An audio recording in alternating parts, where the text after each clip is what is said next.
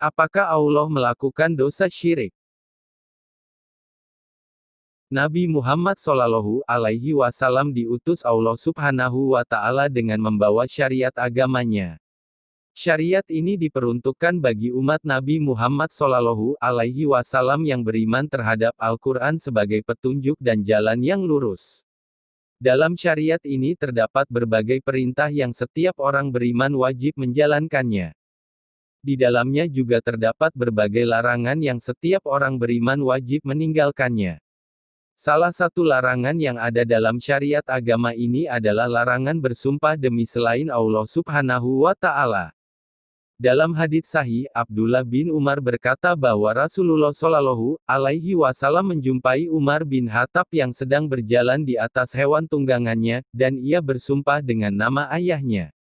Maka Rasulullah menegur, "Jangan, tahukah kamu bahwa Allah melarang kalian bersumpah dengan nama ayah-ayah kalian?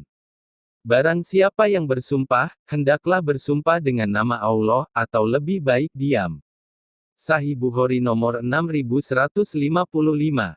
Rasulullah Shallallahu Alaihi Wasallam juga menegaskan bahwa siapa yang bersumpah dengan selain Allah Subhanahu wa Ta'ala, maka dia termasuk telah berbuat syirik, sebagaimana sabda beliau, barang siapa bersumpah dengan selain Allah maka ia telah kafir atau berbuat syirik. Sunan Tirmidzi nomor 1455. Tetapi bagaimana jika Allah Subhanahu wa Ta'ala bersumpah dengan selain dirinya, seperti bersumpah dengan Al-Quran atau bersumpah dengan makhluknya, apakah Allah Subhanahu wa Ta'ala telah melakukan dosa syirik? Jawabannya tentu saja tidak, karena pada hakikat syariat Islam hanya berlaku untuk umat Muhammad Shallallahu Alaihi Wasallam, tidak kepada yang lain apalagi kepada Allah Subhanahu wa Ta'ala. Kafir Kristen pemuja Yesus mengatakan Allah Subhanahu wa Ta'ala melakukan dosa syirik karena mereka menyamakan Allah Subhanahu wa Ta'ala dengan Yesus yang harus tunduk pada syariat agama. Kalau Yesus tunduk pada syariat agama, misalnya harus sunat, itu memang wajar karena Yesus hanyalah manusia biasa hamba Allah. Nah, kalau Allah Subhanahu wa Ta'ala harus tunduk mengikuti syariat agama itu lucu namanya, masa Tuhan harus tunduk pada syariat agama?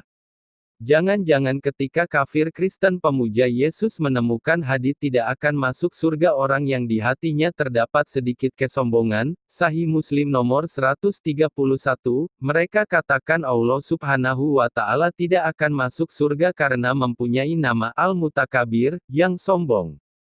Kafir Kristen pemuja Yesus mengatakan bahwa Yahweh tidak pernah bersumpah demi sesuatu yang lain selain demi dirinya sendiri, benarkah demikian?